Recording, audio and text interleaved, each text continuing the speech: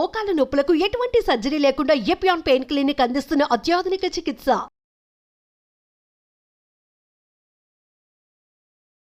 Hello yes, welcome to our channel. Present మనతో పాటు ఉన్నారు డాక్టర్ రాజేష్ గారు. సో సార్తో మాట్లాడి ఈరోజు హెల్త్ రిలేటెడ్ చాలా విషయాలు అడిగి తెలుసుకుందాం. నమస్తే సార్. నమస్తే. సార్, వాకింగ్ చేస్తూ కూడా బరువును తగ్గించుకోవచ్చు అని కొంతమంది, లేదు అసలు వాకింగ్తో ఎలాంటి యూజ్ ఉండదని ఇంకొంతమంది అంటూ ఉంటారు. అండ్ అలానే వీరిలో ఏంటంటే ఆహారపు అలవాట్లు కూడా మరి ముఖ్యంగా చాలా ఇంపార్టెంట్. ఎందుకనంటే బరువు పెరిగినప్పుడు దాన్ని తగ్గించుకోవాలంటే ఫుడ్డే మొత్తానికి మానేయాలి. సో ఇలా చాలా రకమైనటువంటి క్వశ్చన్స్ అనేవి వస్తాయి. ఎందుకంటే ఉబ్బకాయం అనేది ఈ మధ్య కాలంలో మనం ఎక్కువగా చూస్తూ ఉన్నాం. సో అసలు ఫస్ట్ చెప్పండి సార్, వాకింగ్ చేస్తూ మనం బరువును తగ్గించుకోవచ్చు అంటారా? సో నాకు పర్సనల్గా walking is a favourite type of exercise. ఎందుకు? దీనికి ఎక్విప్మెంట్ అవసరం లేదు, ఏ ఫెసిలిటీ అవసరం లేదు, ఎక్కడైనా నడవచ్చు అండ్ మన హ్యాండ్స్లోనే ఉండేది కాబట్టి. అండ్ మోస్ట్ ఆఫ్ ఇట్ చూసుకుంటే మెడికల్ పరంగా చూసినా కానీ నాన్ హార్మ్ఫుల్ యాక్టివిటీ. అంటే వేరే యాక్టివిటీ చేసినప్పుడు పడవచ్చు, దెబ్బలు తగలొచ్చు, కష్టాలు ఉండొచ్చు ఇవన్నీ. But walking is the simplest form of exercise. So ఎప్పుడు కూడా నేను రికమెండ్ చేస్తాను, పర్టికులర్గా ఈ డయాబెటిక్ పాపులేషన్ ఉద్దేశంతో డెఫినెట్గా walking is the best form of exercise. Anybody can adapt. దీంట్లో చాలా మటుకు నేను నా ప్రాక్టీస్లో వింటుండేది ఏంటంటే, నేను ఈరోజు 2.5 hours వాకింగ్ చేశాను అంటారు. ఈ 2.5 hours 2.5 kilometers వాక్ చేసిన వాళ్ళు ఉంటారు. సో అలా చేయడం వల్ల ఉపయోగం లేదు. సో వాకింగ్ అనేది ఒక గ్రేడెడ్ పేస్లో చేయాలి. సో ఇంటెన్సిటీ ఉన్నప్పుడు బాడీలీ ఎఫెక్ట్స్ ఆర్ బెనిఫిట్స్ బెటర్గా ఉంటాయి. సో ఆ ఇంటెన్స్ ఎక్సర్సైజ్ ఏంటి అంటే, ఆన్ క్యాలిక్యులేటరీ మోడ్ 10 minutesలో 1 kilometer కవర్ చేయాలి. ఎన్ని కిలోమీటర్ నడుస్తారు అనేది మీ ఇష్టం. Ideally around 3 kilometers per day. వాకింగే కాకుండా బాడీలీ యాక్టివిటీ అంటే బాడీలో ఎంత కదలిక ఉంటుంది అనేది కూడా అరౌండ్ 8,000 to 10,000 steps ఉంటే ఇది మంచిది. ఇది వాకింగ్ని మినహాయించి వాకింగ్ అనేది ఒక సపరేట్ కేటగిరీ కింద, మీ బాడీలీ యాక్టివిటీ అనేది ఒక సపరేట్ కేటగిరీ కింద చేసుకోండి. ఇలా చేస్తే జనరల్గా ఇలా ఇవన్నీ మెయింటైన్ చేసి ఎక్కువ కాలం మెయింటైన్ చేయగలిగితే జనరల్ హెల్త్ బాగుంటుంది. జనరల్ హెల్త్ అంటే ఏవైతే ఈ మెడికల్ రిలేటెడ్ ప్రాబ్లమ్స్ మాట్లాడతాము, డయాబెటీస్, హై కొలెస్ట్రాల్, బీపీ, ఇలాంటివన్నీ రాకుండా కాపాడుకోవచ్చు. ఇంకా దీర్ఘకాలంలో చూస్తే balance problems, arthritis, spinal problems, లో బ్యాక్ పెయిన్, ఇలాంటివన్నీ కూడా ప్రాపర్గా మెయింటైన్. ఇంకా కొద్దిగా ఎక్స్టెండెడ్గా చూస్తే ఈవెన్ మెమరీ ఇంటాక్ట్నెస్ అది కూడా బెటర్ అవుద్దని గమనించారు. So walking best form of exercise అనేది నా ఒపీనియన్. సో తర్వాత వాకింగ్ కాకుండా అదర్ రిలేటెడ్ థింగ్స్, ఇక్కడ ఫుడ్ హ్యాబిట్స్ గురించి మనం మాట్లాడుకోవాలి. ఈ ఫుడ్ హ్యాబిట్స్లో మేజర్గా ద టైప్ ఆఫ్ ఫుడ్ మనం తినేదంతా ప్రాసెస్డ్గా మారిపోయింది. న్యాచురల్గా వచ్చే ఫుడ్ తగ్గిపోతూ వస్తుంది.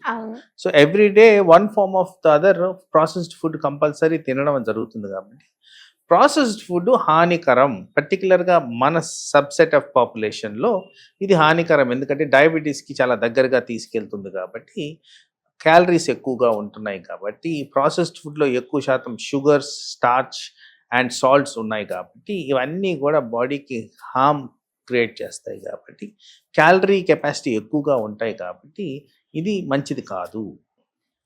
సో అది అన్టైమ్లీ టేకింగ్ ఆఫ్ ఫుడ్ కూడా దారితీస్తుంది.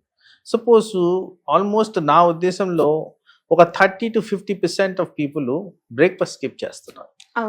సో ఆ బ్రేక్ఫాస్ట్ స్కిప్ చేసినప్పుడు అనర్థాలకి దారితీస్తుందని శాస్త్రపరంగా రుజువులు ఉన్నాయి. పర్టికులర్గా doubling of diabetes, doubling of ఊబకాయం, ఇంకా చాలా రిలేటెడ్ కాంప్లికేషన్స్ అనేవి ఈ బ్రేక్ఫాస్ట్ స్కిప్ చేసిన దానికి ఉన్నాయి. తర్వాత డైట్లో చాలా మటుకు వాటర్ ఇంటేక్ అనేది కూడా చాలా నెగ్లెక్టెడ్ ఏరియా అనిపిస్తుంది. ఎందుకంటే వాటర్ ప్రాపర్గా తీసుకుంటే జీర్ణాశయంలో ఏవైతే జరగాలో అవి ప్రాపర్గా జరిగే విధంగా ఉంటాయి. ఎక్కడైతే వాటర్ సరిగ్గా తీసుకోమో జీర్ణాశయం సరిగ్గా పనిచేయదు. సో దాన్ని జీర్ణించుకొని దాంట్లో ఉన్న పోషకాహారాలు అబ్జార్ప్షన్ తగ్గిపోతాయి. సో దాని కారణంగా గ్యాస్ట్రిక్ ప్రాబ్లమ్స్ అనేవి వస్తాయి. కాబట్టి దానివల్ల కూడా మనకి ప్రాబ్లం వచ్చేదానికి ఆస్కారం ఉంది. అలాగే వాటర్ కంటెంట్ ఎప్పుడైతే తీసుకుంటారో మలబద్ధకానికి దారితీస్తుంది. కాబట్టి మలబద్ధకం వల్ల గ్యాస్ట్రిక్ ట్రబుల్ అనేది చాలా common area of concern. So ఇలా ప్రతిదానికి ఇంటర్ కనెక్షన్. ఎప్పుడైతే ప్రాపర్గా వాక్ చేస్తామో జీర్ణాశయం కదలికలు బాగుంటాయి, మోషన్ ఫ్రీగా అవుతుంది. దాని నెక్స్ట్ అక్కడ జీర్ణాశయంలో జరగాల్సిన ప్రక్రియలు బాగా జరుగుతాయి. సర్క్యులేషన్ బెటర్గా ఉంటుంది. సర్క్యులేషన్ బెటర్గా ఉన్నప్పుడు అవయాలు పర్టికులర్గా లివర్ అండ్ కిడ్నీ బాగా ఫంక్షన్ చేస్తాయి. ఇది జీర్ణాశయానికి కనెక్టెడ్ కాబట్టి, తర్వాత జీవక్రియలకు కూడా కనెక్టెడ్ కాబట్టి మన బాడీ హెల్తీగా ఉండేదానికి ఆస్కారం ఉంది. తర్వాత మేజర్ ఆబ్జెక్టివ్ ఏంటంటే, ఎప్పుడైతే మనం ఎక్సర్సైజ్ అండ్ డైట్ని రెగ్యులేట్ చేస్తామో fat content in the body తగ్గిపోతూ వస్తుంది. సో అందరికీ తెలిసిన విషయం ఏంటంటే, ఫ్యాట్ ఎప్పుడైతే తగ్గుద్దో మజిల్ మాస్ అనేది ఇంప్రూవ్ అవుతుంది. సో మజిల్ మాస్ ఇంప్రూవ్ అయితే బాడీలో యాక్టివిటీస్ బెటర్గా ఉంటాయి, బోన్ స్ట్రెంత్ బెటర్గా ఉంటుంది, వాకింగ్ కెపాసిటీ ఇంప్రూవ్ అవుతుంది. సో ఇన్ని విధాల బెనిఫిట్స్ వస్తాయి కాబట్టి ఈ adaptation of walking and proper diet చేస్తే ఏవైతే అనర్థాల గురించి మనం మాట్లాడుతున్నామో అవి రాకుండా కాపాడుకోవచ్చు. ఓకే. అంటే సార్ దీనికి సంబంధించి ఫుడ్ అనేది చాలా ఇంపార్టెంట్ మీరు చెప్పారు. అంటే ఏ విధమైనటువంటి ఫుడ్‌ని మనం తీసుకోవాలి అంటారు? సో నేను ఇందాక చెప్పినట్టు ప్రాసెస్డ్ ఫుడ్ ఎక్కువ తింటున్నాం మనము. అవును. సో న్యాచురల్గా వచ్చే ఫుడ్ బెటర్గా తినాలి. సో న్యాచురల్గా వచ్చే ఫుడ్లో కూడా more of vegetable side concentrate చేస్తే better rather than non veg. Non veg to an extent తినొచ్చు, కానీ వాళ్ళ బాడీ యాక్టివిటీ, వాళ్ళ బాడీలోకి ఉన్న fat content, cholesterol levels, associated conditions బట్టే ఈ నాన్ వెజ్ ఐటమ్స్ కన్జ్యూమ్ చేయడం అనేది ఆలోచించాలి. పర్టికులర్గా నాన్ వెజ్ ఐటమ్స్ అన్నప్పుడు ఈ ఫ్యాట్ కంటెంట్ పెంచేవి తినకుండా ఉంటే మంచిది. సో వైరాస్ మీరు వెజిటేరియన్ సైడ్ తీసుకుంటే any of the vegetarian items, most of the green leafy vegetables, nuts and fruits, వీటిలన్నిటిలో కూడా బాడీకి బెనిఫిషియల్ ఎఫెక్ట్స్ బెటర్గా ఉంటాయి కాబట్టి వాటి ప్రిఫరెన్స్ ఎక్కువగా ఉండి వీటి ప్రిఫరెన్స్ తక్కువగా ఉంటే జనరల్గా హెల్తీగా ఉండేదానికి ఆస్కారం ఉంటుంది. Okay sir. అంటే హెల్త్ పరంగా చూసుకుంటాం అంటే అందులో మన ఒబేసిటీని ఎక్కువగా టార్గెట్ చేస్తూ ఉన్నాం. అలాంటి టైంలో ఈ ఫ్రూట్ జ్యూస్ అనేది వీళ్ళకి ఎంతవరకు ఉపయోగపడుతుంది అంటారు సార్? నా recommendation more than a fruit juice, fruit తినడం బెటర్. సో ఎందుకంటే ఒక ఫ్రూట్ జ్యూస్ తయారు చేయడానికి సపోజ్ ఒక 4 యాపిల్స్ వాడేవనుకోండి, ఒక గ్లాస్ ఆఫ్ జ్యూస్ వస్తుంది. కానీ 4 యాపిల్స్ అట్ ఎ టైం తినమంటే తినరు. సో ఆ విధంగా క్యాలరీస్ తక్కువ చేసుకుంటారు.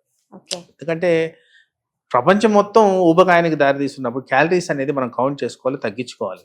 సో ఆ విధంగా చూస్తే ఫ్రూట్ జ్యూస్ ఈస్ బెటర్. తర్వాత fruit is better than fruit juice. తర్వాత మీరు ఏదైతే పల్ప్ పడేస్తారో అది ఫైబర్ యాక్టివిటీకి హెల్ప్ చేస్తుంది. So fibre activity is important particularly in terms of gastritis. తర్వాత ఆ ఫైబర్లో కూడా చాలా రకాల విటమిన్స్, బాడీలీ ఫ్రెండ్లీ ఐటమ్స్ ఉంటాయి. సో అవి కూడా ఇంపార్టెంట్ కాబట్టి అలా చేసుకుంటే it's always better than a fruit juice. Okay sir. Thank you so much sir. చాలా మంచి ఇన్ఫర్మేషన్. నమస్తే.